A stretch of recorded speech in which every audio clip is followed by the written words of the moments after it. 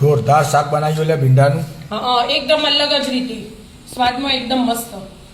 અને જીરાવાળા પરોઠા આજે એકદમ લાલ ચટાક. ચી રીતના બનાવ્યું? એડે શીખવાડું તમને. બરોબર. આજે તો ભીંડાનું અલગ જ શાક બનાવવાનું છે. અલગ જ? હા એકદમ મસ્ત. રોજ એના એ સ્વાદ આવે ને શાકમાં એટલે અલગ સ્વાદનું બનાવી દો. તેલ મૂકી દીધું ગરમ થવા અને ભીંડા થોડીક વાર ફ્રાય કરી દો. 70-80% ચાલે ને એવા છડવી દેવાના. એવું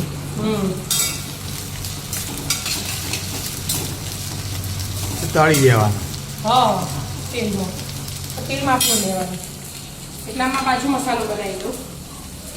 1 ચમચી જીરું લીધું, 1 ચમચી આખા ધાણા, અડધી ચમચી વરિયાળી, 1 ઇંચ જેટલો આદુનો ટુકડો, બધું ભેગું કર્યું. હા અને 1 લાલ મરચું વઘાર માટે અને લીલા મરચા તીખાસ માટે મિક્સર કરી દેવાનું. હા અને ધાણા લીધા. બસ આમને આમ કોરો અધકચરું વાટવાનું, બહુ ઝીણું નહીં વાટવાનું. એવું ઝીણું વાટી દઉં, એક અધકચરું વાટી દઉં.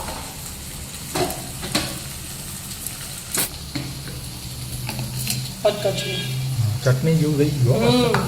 એનો જ વઘાર કરવાનો. હા હવે ભીંડા હે ને બહાર કાઢી દેવાનું. બહાર કાઢી દેવાનું.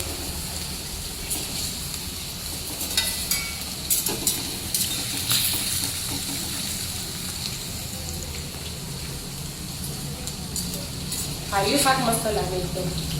હા એ આખું અલગ થઈ જાય તેમ. હા આ કોઈ ફટાફટ મહેમાન આવી જાય ને ઘરમાં તો એ બનાવી દેવાય એટલે ફટ લઈને બની જાય.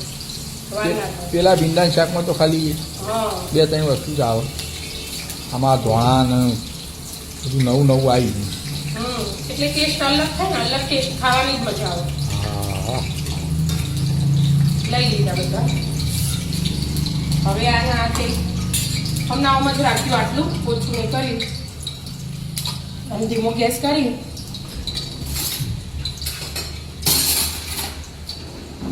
ડાયરેક્ટ ચટણી સીધું આ નાખી દીધું. હા આ જ નાખી દેવાનું. વઘારીનો જ કરવાનો હતો એટલે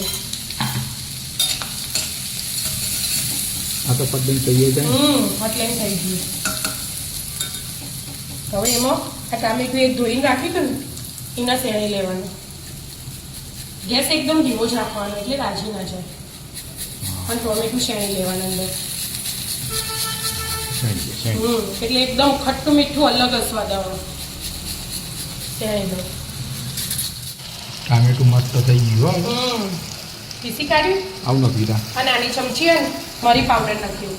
આખા મરી એ પેલું વાટ્યું એમાં નાખી દીધા હોય તો એ ચાલે. તો મારા આજ રહી ગયા હતા એટલે આપણે તો પીસેલા પડ્યા. હા એટલે પીસેલા નાખી દીધા. આ મીઠું જે શાકનું જોવો ને એટલું બધું નાખી દેવાનું. અને મરચું થોડું લાલ. હા લીલું નથી થયું એટલે. હા એટલી જ થોડું બધું નાખ્યું. હવે પહેલાં બધું મિક્સ કરી દેવાનું. મસાલો ચડી ગયો બધું. હા એકદમ ના ચડી હોય તો ઘડીક વાર છોડવા દે. આ તો ગ્રેવી હોય એટલે ચડી જ જાય. ચડી જ જાય. હા હવે સીધા ભીંડા એડ કરી દેવાના.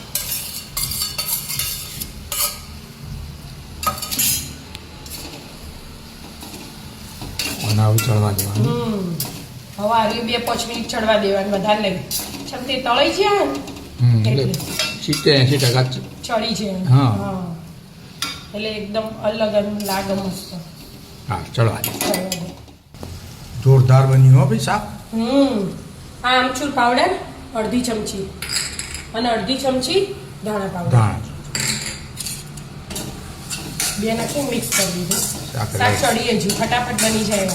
અને જે ડુંગળી લસણ ના ખાતા હોય આ એના માટે સ્પેશિયલ. બિલકુલ ડુંગળી ના આવે કે લસણ ના આવે. આવે.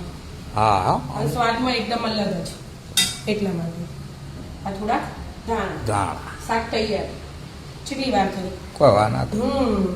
એના હાથે આ શાક હાથે ખવાય ને એવા જીરા પરોઠા બનાવો. તમે ડબ્બામાં લઈ જાઓ, છોકરાને લંચમાં ટિફિનમાં લઈ જઈ શકો એવા મસ્ત. રોટલી વાણી દેવાની. હા એ આપણો ઘઉંનો રોટલી લોટ ખોદ્યો ને એમાંથી જ બનાવી દેવાના એટલે વધારે વાર ના લાગે. અને ઘી લગાવી દેવાનું. આપણે જે ખાતા હોય એ પ્રમાણે લગાવવાનું, ઓછું વધતો. જેને જેટલું જોઈતું હોય. અને જીરું લઈ લીધું આખું, લાલ મરચું, લાલ મરચું અને આ આમચૂર પાવડર લીધું મેં, આમચૂર પાવડર, અને લીલા ધાણા, ધાણા બધું મિક્સ કરી દેવાનું બરાબર. આવો હા બસ આવી રીતે બનાવી દેવાનું અને વણી દેવાનું મસ્ત ત્રિકોણ પરોઠા. મસ્ત એકદમ જીરા ફળવાળો ને મસાલા વાળો. હા ચીઝ એના કોઈ જ ન ખાય, કોઈ છોકરાઓને ખાવું હોય ને તો ચીઝ એડ કરાય. ગેસ તો ચાલુ નહીં કરીને આ શાક ચડી ગયો, બંધ કરી દેવાનું હવે. બંધ કરી દે. આમ પરોઠો મસ્ત ઘીમાં તેલમાં શેકી દઉં. પરોઠો તૈયાર થઈ ગયો. હા મસ્ત મજાનું પરોઠું. આ શાકે તૈયાર જ છે. શાકે તૈયાર. હા બીજો પરોઠો વળી દીધો. મસ્ત મજાનું એકદમ અલગ જ રીતે મસાલાવાળું શાક ભીંડાનું. ભીંડાનું શાક હા અને મસ્ત જીરાવાળા પરોઠા અને છાશ કાઢવા લઈ છે એમાં. આવી જાઓ મિત્રો, મસ્ત મજાનું મસાલેદાર ભીંડાનું શાક, પરોઠા અને છાશ ખાવા. રાધે રાધે. રાધે રાધે.